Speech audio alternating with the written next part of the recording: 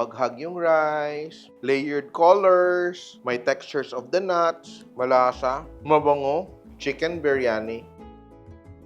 Gagawa tayo ng biryani today kasi it's one of our more favorite dishes na Indian dishes. And parang ang daming tao are into Indian food these days. So, we're making a simplified version of the biryani. We'll be using ready-made biryani mix. Pero, i-enhance pa natin siya. So, you have to wash this until the water runs clean. So, hindi siya pareho ng ating bigas sa 3 times. Ito siguro mga 5, 6 times. No?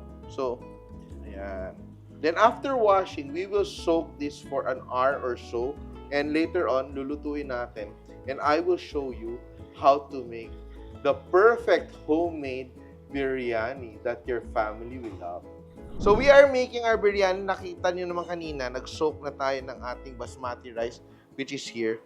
And nagpapakulo na ako ng water because yung gagawin natin, lulutuin na natin yung ating rice earlier.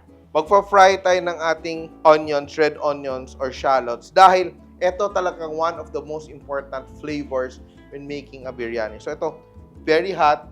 And I have ginger here. Ito yung aking pot of water. Dito natin lulutuin yung ating rice, basmati, cinnamon stick, turmeric, ginger para may flavor. Lalagyan natin ng magic chicken cube. 2. Something asin, a little bit of salt. So ito dapat may konting flavor na tong ating water. Let it boil. Season my chicken with a little bit of salt while we are preparing our other stuff. Ito ang aking oil. We will fry our red onions kasi ito siya, we will assemble. Pag gumagawa ka ng biryani, parang rice lasagna kasi layers siya eh. So ito siya, just waiting for that to boil. Ginger paste, then onion paste, and garlic paste tayo. Pag-isa na natin siya. Then, igigisa natin ng todo para lumabas yung flavor. We will fry our onions. So, ito yung magbibigay ng very nice, distinct Indian flavor. I will slice the ginger para mabilis siya ma-blend. And I will also add onion. So, this one will be fried until it's brown. And the oil dito din natin igigisa yung ating ibang mga ingredients. And I'm using my KitchenAid blender. And I will add ito, garlic. Usually separate to, pero isahin ko na. Onions, ginger. So, konting water. And let us blend. Blend. Now, ating rice. This has been soaking ng more than an hour. No? Siguro mga almost 2 hours na itong nagsosoak yung aking rice. So, we are cooking a rice like pasta. So, ito is around 3.5 cups of rice. So, ito siya, we will cook until al dente. No? So, it will absorb the flavor of the broth and the color of the turmeric. So, nandito yung ginger, cinnamon. If you have cardamom, you put cardamom, pero wala tayo nandun sa mix natin. And ito more. This is my onion, ginger, and garlic mix. Yan, tatabi natin. Ito siya, al dente na siya. May bite pa siya. Di ba nag-Italian bigla yung ating biryani kasi al dente? Ito na yung ating basmati. I'll just toss a little bit of olive oil. And I will let that rest. Yan. And my chicken, which I seasoned earlier, salt lang yan. So ito, look at that, no? Little by little, naluluto na yung aking shallots. No? Ito, to add more flavor, I'm using a little bit of coriander seeds. Hindi natin minamadali ha. We're frying it gently para even yung luto. At saka napakaganda kasi yung cast iron pan na paglutuan dahil the heat is even. Konting olive oil. And I will add my coriander seeds. Bubuhayin natin yung aroma niya. It's perfect. Oh, hindi natin minadali. Oh, now we will add our onion, ginger, and garlic paste. Igisa natin.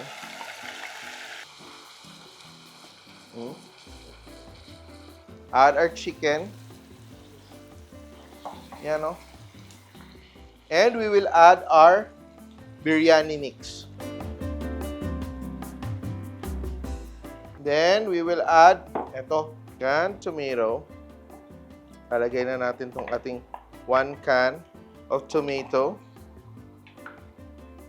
Cumin. I'll just add a little bit more. Pero nang kompleto naman yung mix. Gusto ko lang ibang level yung aking flavors. Ito siya, we're adding a bit more chicken cube. So ito siya, we will just cook it like a regular, parang afritada na may spice, di ba? Very traditional sa Indian cooking ay maglagay ng yogurt. So lalagyan natin ng yogurt ito. So, balance na siya. No? So that will be our base, our stew. This is the gravy. Dagdagan natin ng ilang chili. Ito, hindi na siya masyadong anghang kasi dapat ginisa natin to eh. Maraming salamat, Pandan Asian Cafe. Diba? Humingi tayo ng ating chili. We use this a lot for our parang Singaporean dishes. So if you don't have curry leaves, huwag kayo ma-stress ha. Meron lang kasi ako kasi meron ka ginagamit namin sa restaurant. Special tong aking biryani kasi I have some cashews which I am toasting. Tikman nga natin pag masarap na ba. Sarap. Sarap. So ito meron akong wansoy. So ito tatabi ko lang tong aking wansoy and the fried shallots. So ito I'm just adding a bit of the gravy. Yan. Then we will add our basmati rice. Spread, spread, spread. And let's add a bit of our chicken. Spread natin. And ito, ating fried na shallots. Then now, another layer. So siguro mga 3 layers siguro to.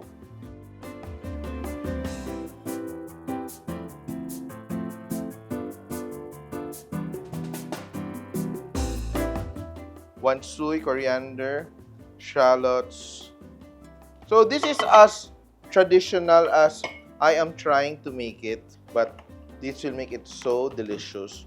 So I am just adding slices of butter. As our biryani steams, the butter will melt and it will add a lot of flavor and umami. And now, cover this up and let it cook. Ang ending nito, sira yung ating diet. And habang nasisira yung ating diet, don't forget to subscribe to the Simple.ph YouTube channel. Manood kayo kasi babalik na yung ating mga regular recipes. And of course, a lot of other features. Hindi lang tayo recipes ngayon.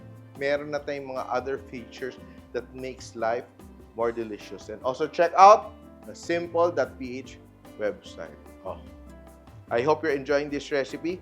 Konti na lang at makikita na natin yung ating finished product. Abracadabra! And look at that beautiful steaming biryani. You can serve it here directly. Wala ka ng ibang hugasan. Pero pwede mo rin i-plate into a platter. Make a beautiful serving. Lagyan mo ng sliced lemon and all that. And ito, I will just let this rest for a while and we will taste. And let us serve. Beautiful, buhaghag yung rice. Chicken natin luto. Layered colors. Bago natin garnish, titikman ko na. Bango. Perfectly cooked. Titikman natin. 2 thumbs up. Malasa. Mabango. Tama yung texture. Ang sarap yan. I'm sure natatakam na kayo. The recipe is just below.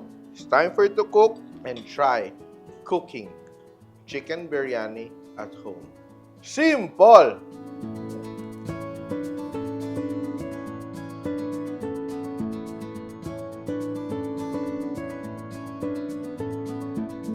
Simple.ph, living made simple.